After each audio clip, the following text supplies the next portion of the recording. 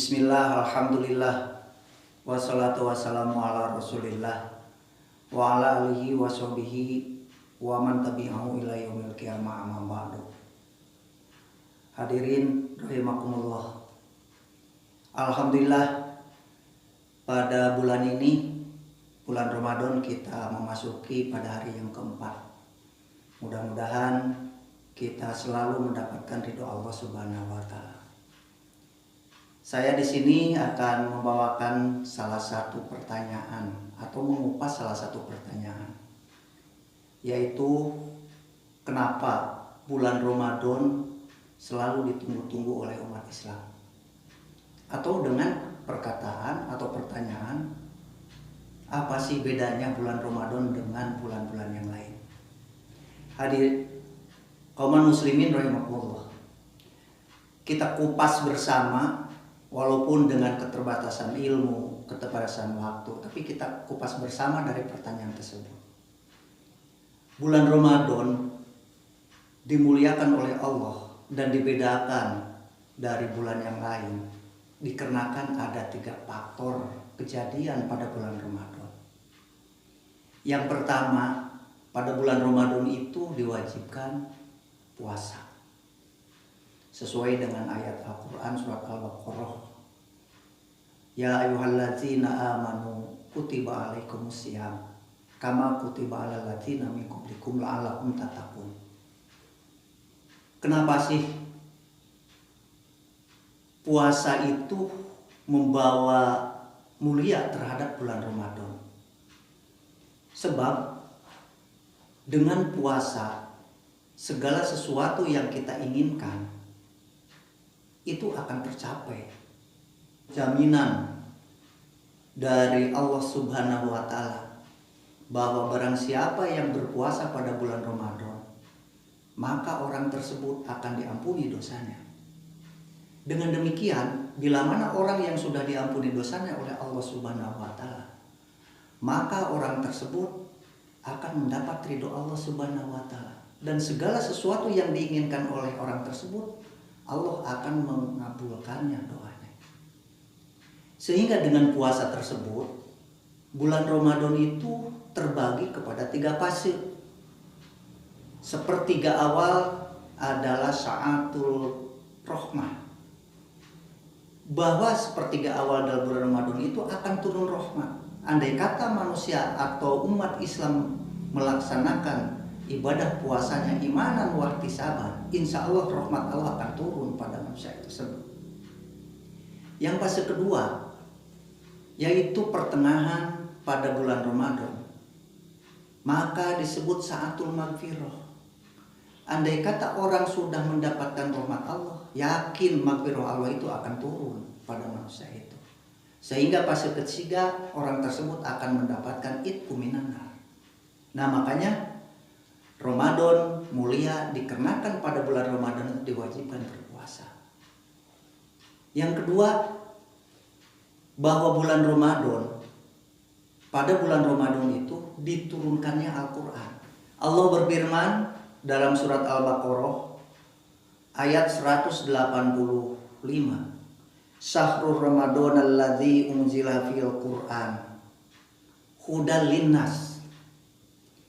Bahwa dalam ayat tersebut pada bulan Ramadan diturunkan Al-Quran, yang mana Al-Quran itu adalah menjadi salah satu petunjuk bagi semua orang. Andai kata manusia sekarang itu adalah melaksanakan Al-Quran atau berakhlak Al-Quran, yakin manusia itu akan bahagia dunia dan akhirat. Sesuai dengan ayat yang pertama diturunkan, yaitu surat Al-Alaq 5 ayat pertama, Iqra bismi rabbikal ladzi khalaq. Kalau kita jabarkan dari ayat tersebut, kenapa sih Allah menurunkan Al-Quran ke dunia ini? Yang pertama surat Al-Iqra, bukan surat Al-Fatihah. Malah sekarang yang diturunkan surat Al-Iqra. Kalau kita telusuri dari ayat-ayat tersebut, apalagi dari kata-kata tersebut, dari kalimat tersebut, dari ayat tersebut, yakin ini adalah menjadi salah satu bahwa kita manusia itu harus bisa membaca. Iqra, bacalah. Nah di sini Iqra itu sebetulnya bukan masalah baca saja, bisa pahami, bisa fikirkan, bisa semua telaah dan lain sebagainya. Dan kita harus bisa membaca bukan ayat-ayat kauliyah saja. Jadi ayat-ayat kauliyah dan ayat-ayat kauniyah. Apalagi sekarang yang sedang wabah corona ini. Maka kita harus bisa membaca seperti itu. Kenapa Allah menurunkan corona? Disinilah kita itu banyak hikmahnya bagi kita semua. Maka dengan demikian bahwa Al-Quran diturunkan ke alam dunia ini, yaitu melalui malaikat Jibril kepada Nabi Muhammad SAW, bahwa Al-Quran itu harus menjadi pandangan hidup. Andai kata Al-Quran itu adalah menjadi pandangan hidup kita itu, yakin kita itu akan menjadi salah seorang sa'atun fid darain, yaitu kita akan menjadi manusia yang bahagia dunia dan akhirat. Itu yang kedua. Yang ketiga, bahwa Ramadan itu dimuliakan atau dibedakan dengan bulan-bulan yang lain. Dikarenakan di bulan Ramadan itu ada Lailatul Qadar. Yang mana Lailatul Qadar ini adalah yang selalu ditunggu-tunggu oleh kita semua. Kenapa? Sebab fadilah Lailatul Qadar itu adalah yakin itu adalah menjadi salah satu acuan, tujuan bagi semua insan yang mau mendapatkan ridho Allah Subhanahu wa taala. Inna anzalnahu fi lailatul qadar.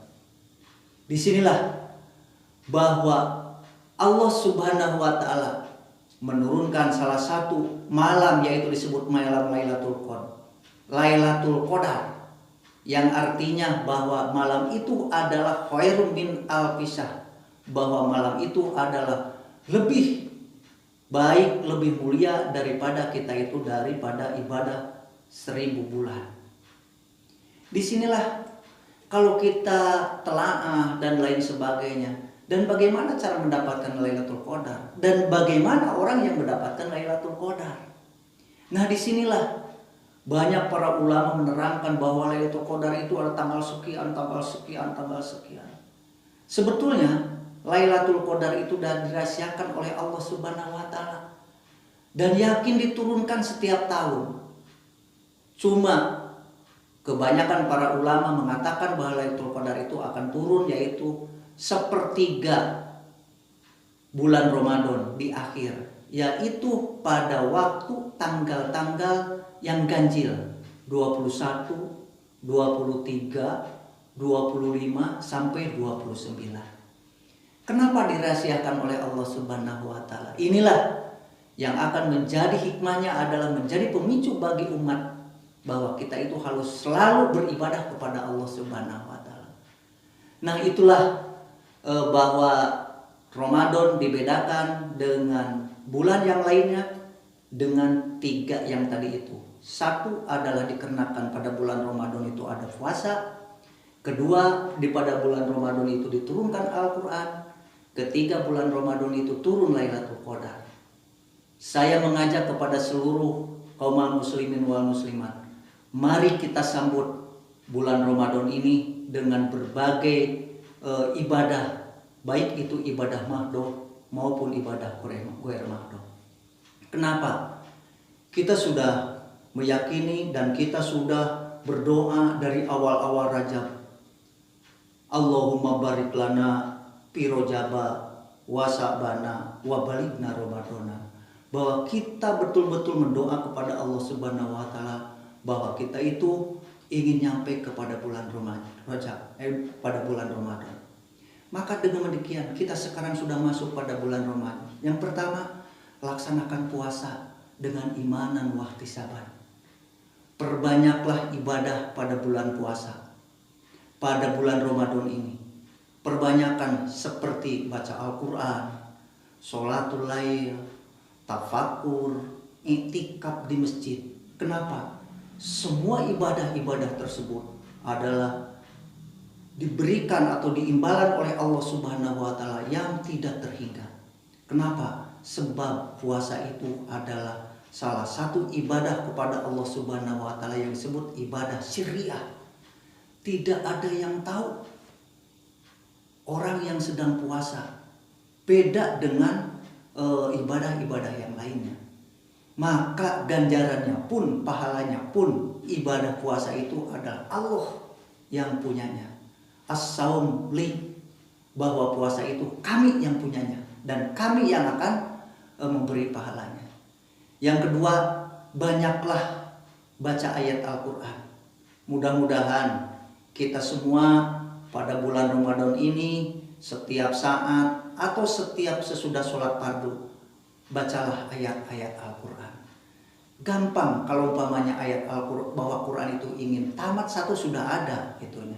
Setiap kita itu punya program saja, setiap kita itu setiap sesudah sholat fardu baca 2 halaman, 2 halaman, 2 halaman, 2 halaman selama bulan Ramadan, yakin itu Al-Quran akan tamat dibaca oleh kita.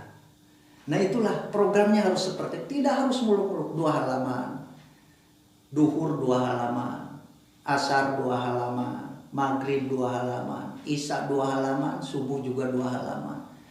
Satu malam itu, yaitu 1 hari 1 malam itu adalah 20 halaman. Kalau 20 halaman itu adalah 1 juz. Andai kata kita dilaksanakan dengan rutih istiqomah, maka 30 hari itu akan kita itu khatam Al-Quran itu. Yang ketiga, kita itu harus perbanyak iktikaf, apalagi nanti di akhir-akhir bulan Ramadan. Mudah-mudahan kita itu akan mendapatkan Lailatul Qadar. Ya itulah yang saya sampaikan. Mudah-mudahan kita semuanya pada bulan Ramadan ini adalah menjadi salah satu bulan yang bulan rahmah, bulan barokah bagi kita semuanya. Sekian saja. Wassalamualaikum warahmatullahi wabarakatuh.